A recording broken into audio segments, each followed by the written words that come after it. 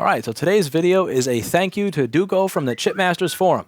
So many people thank Duke because he's able to answer a lot of the questions that other people don't know. Duke started repairing boards a good damn near 10 years before I was doing it. So I was repairing different types of devices, but he had been doing this laptop motherboard repair for a good 10, 11 years before I had been doing it. He had a wealth of experience, and a lot of the thank yous that he gets are as a result of the fact that he can answer other people's specific questions. My thank you is going to be a little bit different from everybody else's thank you. I'm not thanking you for answering my questions, because while you've answered a few of my questions, honestly, the amount of questions that I've had are far greater than the amount that I've asked, and that's not really what I got from you.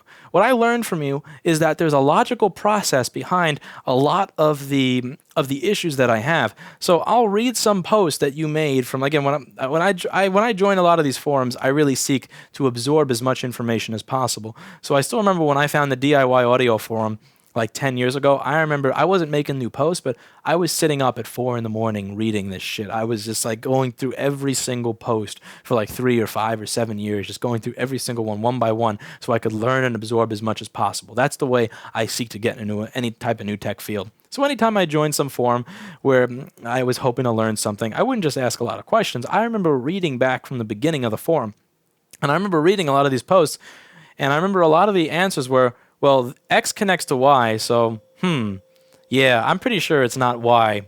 And he would say something like, and the thing a lot of people think this guy is condescending or that he's trying to be a dick, but that's not it. What he wants, and I shouldn't say that, I shouldn't presume to know how somebody else thinks, but what I believe he wants is not to be an asshole to you.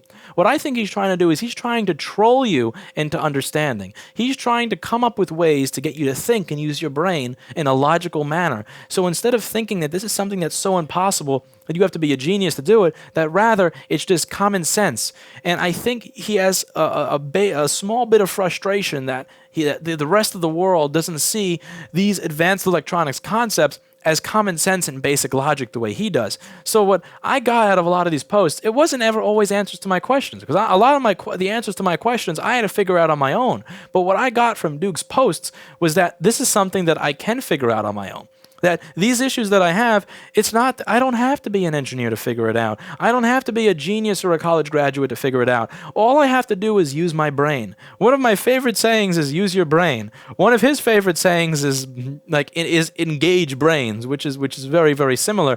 It's really just, if you turn on your brain and start thinking, that all of this will start making sense to you. The same way Roy Hendrickson said, college can't teach you anything that you can't learn yourself if you really want to learn it. Same thing here, like engage brains and it will just show up. And there were these issues that I was having where I'm like, I give up, I can't solve this. And then I would log on and I would read his posts and they would have nothing to do with my issue. Absolutely nothing to do with my issue, but I would just read that and, like read page 8 of schematic and engage brains. And this had nothing to do with my issue, but I would just go back to what it was that was troubling me, and I would just go through and I'd be like, wait a second.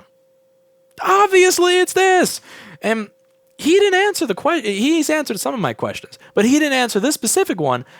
But he helped me figure it out by motivating me to realize that this is logic and common sense and not genius. He showed me that every single problem is something that I can break down to its basic level and then and gain an understanding of. And that the most important thing in the world is having an understanding of how something works before going for the quick answer. And that helped me to learn a lot of the things that I learned, and that general attitude, that general mindset just helped me from immensely in learning something that had nothing to do with what I was doing before. Again, most of my electronics experience comes from repairing like 50-year-old audio gear, like stuff that was made in 1951. That's how I was making money for years after Avatar, before board repair. It doesn't come to this, but what he taught me is that I can take those same logical processes that I applied to stuff that was 50, 60, 70 years old and apply it here and learn, and that as long as I'm engaging my brains, that I'll be ahead.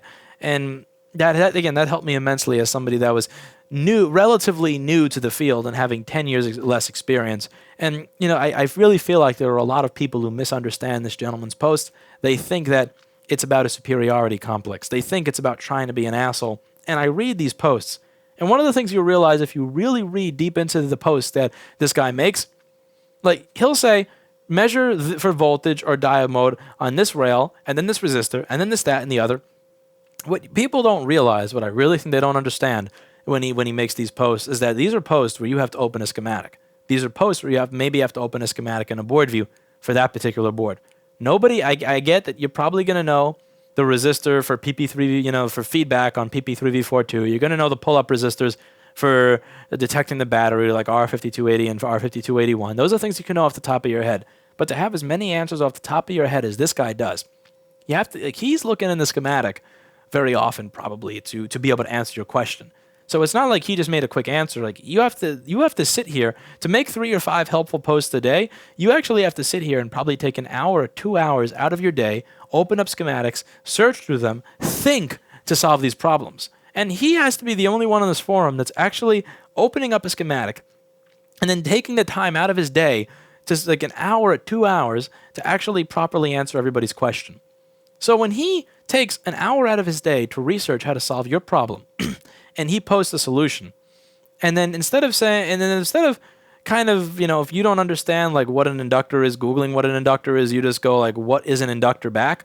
You kind of have to realize how that would frustrate somebody, because he put 20 minutes into solving your problem.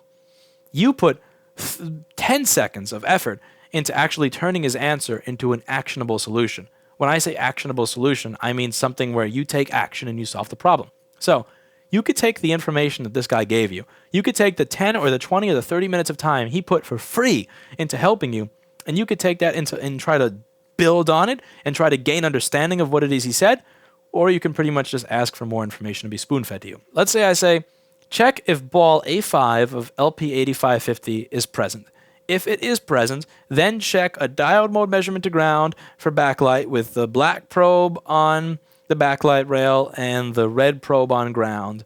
Like if I took the time to do that, I probably took 10 minutes out of my day to type that. I took 10 minutes out of my day to go through the schematic to do that. It's going to frustrate me if you come back and say, what is ground? See, the average person thinks, what the average person is going to think here, they're going to think you're an asshole when you come back and say, fuck this, you're an idiot, blah, blah, blah. What they don't realize is that the person who's saying what is ground, they're not just asking to learn. What you're doing in the tech profession, when somebody gives you an answer of such high quality like that, where they're actually showing you exactly what it is you need to do to solve your problem, when you come back with something like what is ground, that's actually disrespectful. You're not saying what is ground. You're telling that person, fuck you. You're actually telling that person, fuck you, and taking the finger and doing this with it. And here's why. This person took 10 or 20 minutes out of their day to help you.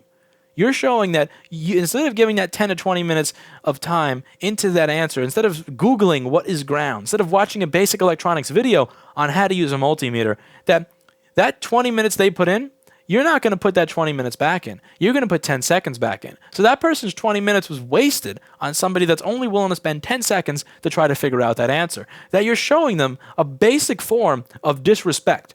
So when that person responds with, fuck you, you're an idiot, that's not a mean reply. That reply, and he doesn't often say that, his reply is actually commensurate and spot on with the disrespect that you've shown by answering that way. Like, you really expect me to do everything for you. You really have no respect for the 10 or the 20 minutes that I took away from spending with my family, that I took away from spending having fun, that I took away from fixing things to make my own money for myself to help you. You have no respect for that.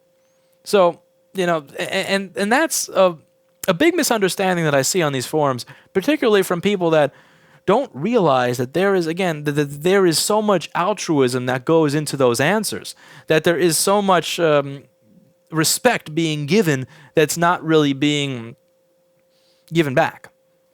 And I learned a lot from reading these posts. And again, what I learned was not how to fix motherboards from these posts. What I learned was not with all the little tips and tricks of all the little things to do, even though there's a lot of that out there. That's not really what I got out of it. What I got out of these posts was that I have the power to use my brain to logically solve problems, and that as long as I seek to have a full understanding of what it is I'm working on, I will always be ahead of people who are just looking for the quick tips and tricks, for the quick spoon-fed solutions that that they read on the internet.